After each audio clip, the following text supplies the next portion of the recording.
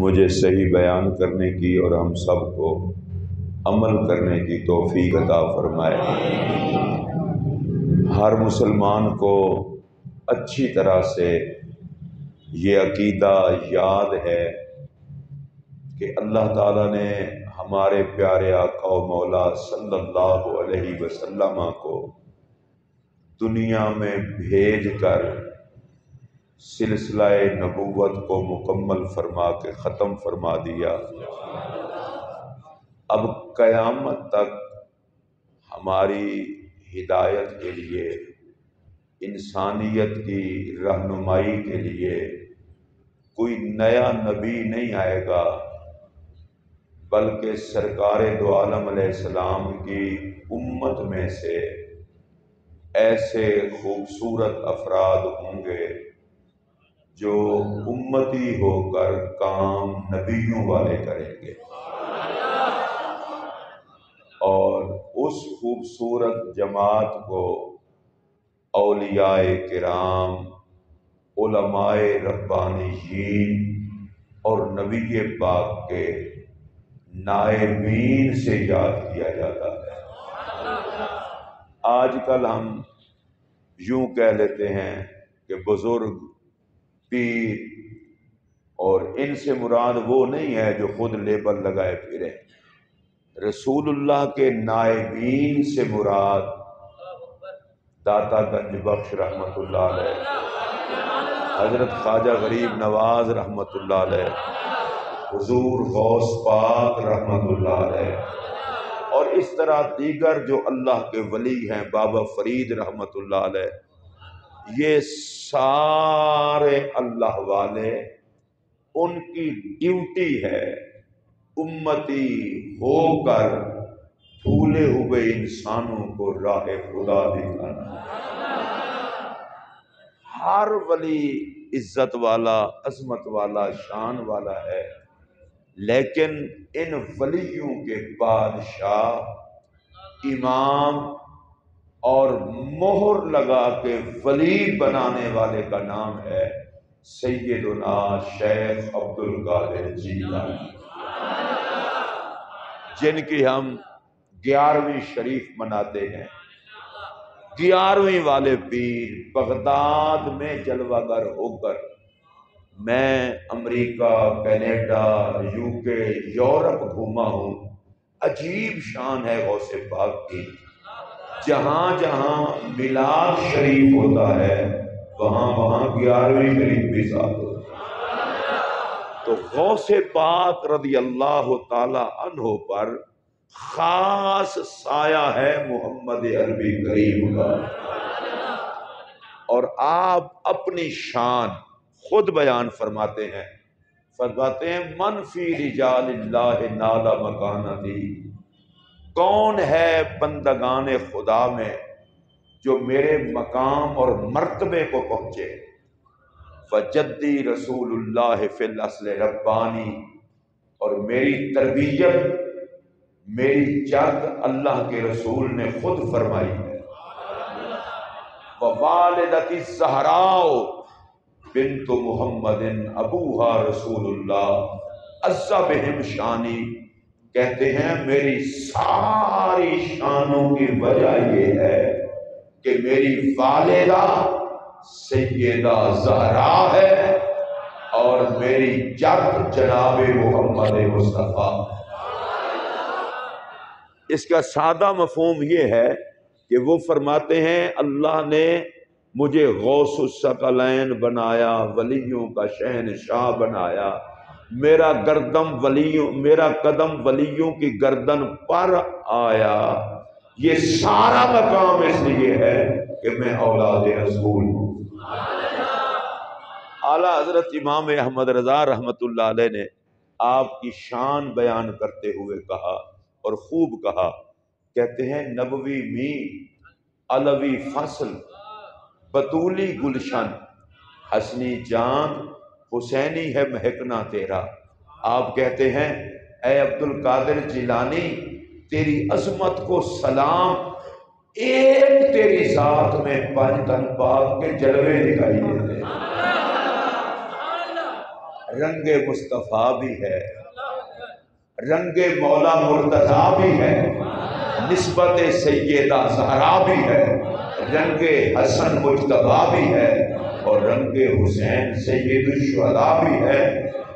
پانچ تن پاک کی تجلیات کے مجموعے کا نام ہے غوث پاک۔ آپ والد کی طرف سے حسنی ہیں، والدہ کی طرف سے حسینی ہیں، پا یک وقت اولاد حسن بھی ہیں، اولاد حسین بھی ہیں۔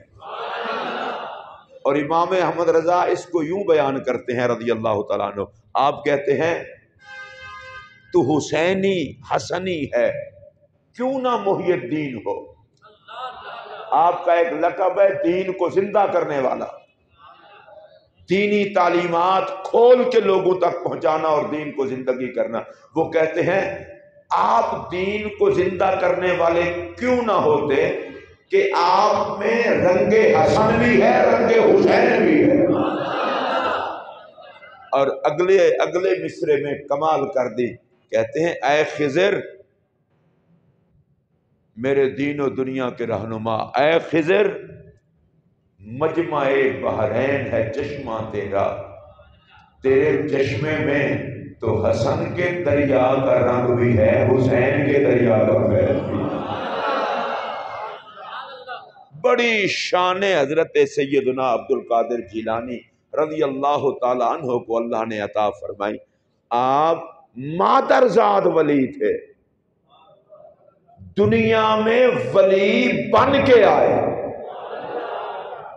جن کی ولادت سے پہلے بزرگوں کی زبانوں پہ چرچے تھے کہ وقت کا غوث آئے گا، اور جن کی ولادت سے پہلے میرے پاک نبی صلی اللہ علیہ وآلہ وسلم نے ان کے والد گرامی کو زیارت کرائی، اور زیارت کرا کے فرمایا یا ابا صالح، اے ابو صالح اللہ تجھے ایسا بیٹا عطا کرے گا جو میرا بھی محبوب ہوگا، خدا کا بھی محبوب ہوگا۔ جس طرح نبیوں میں میں لاجواب ہوں، ولیوں میں وہ لاجواب ہوگا۔ اس غوث پاک رضی اللہ تعالیٰ عنہ کے حوالے سے میں عرض کر رہا ہوں، اور اللہ نے ان کو بڑی شان عطا کی۔ اچھا صرف یہی شان نہیں کہ ان کی اپنی شان ہے، ان کے ماننے والوں کی بھی بڑی شان ہے۔ اب ان کے ماننے والوں کی جو شانیں ظاہر ہے معتبر کتابوں میں لکھی ہیں، اخبار الاخیار شریف میں، وہ بیان کرنے لگا ہوں۔ غوث پاک فرماتے ہیں میں نے جہنم کا رجسٹر دیکھا ہے، میرے کسی چاہنے والے کا اس میں نام ہی نہیں ہے۔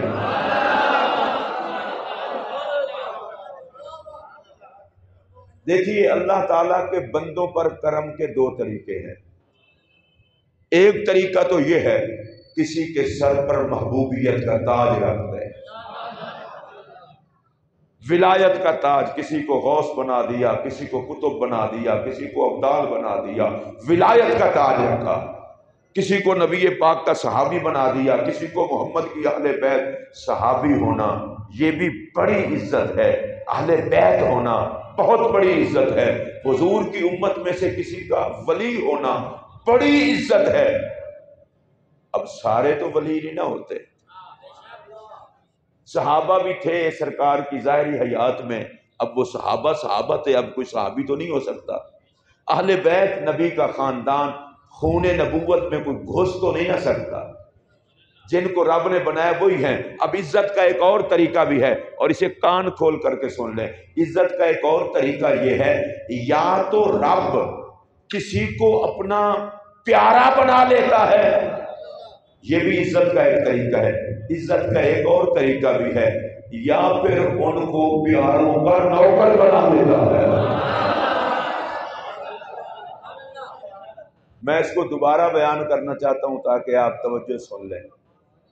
اللہ عزت والا بنائے بڑی بات ہے، سارے نبی عزت والے، سارے صحابہ عزت والے، مصطفیٰ کریم کی ساری اہل بیت عزت والی، آقا کی امت کے سارے ائمہ عزت والے، آقا کی امت کے سارے ولی عزت والے۔ اب میرے جیسے اور آپ جیسے لوگ سوچیں گے یا اللہ تو نے کسی کو صحابی ہونے کا اعزاز عطا کیا، کسی کو تو نے اہل بیت بنایا، کسی کو نبی کے گھر میں قبول فرما کے عورتوں کو عزت دے کے حضور کے نکاح میں، کسی کو حضور کی شہزادی بنایا، کسی کو شہزادہ بنایا۔ کلمہ تو ہم بھی پڑھتے ہیں لیکن ہم تو گناہگار سے لوگ ہیں۔ فرمایا تمہارے لیے بھی عزت کا راستہ ہے، ان کو عزت کا تاج پہنا کے پیار کیا، تمہیں ان کا نوکر بنا کے پیار کیا۔ اب میں قرآن مجید کی آیت پڑھتا ہوں تاکہ آپ کے ذہن میں رہے۔ اللہ قرآن میں فرماتا ہے ان الذین آمنوا وعملوا الصالحات سیجعل لهم الرحمن ودا۔ اللہ فرماتا ہے وہ جو صاحب ایمان اور جن کے عمل اچھے ہیں، اللہ کے محبوب بندے، ایمان بھی کامل، اعمال میں بھی کامل، پختہ یقین اور اعمال میں سبحان اللہ۔ یا اللہ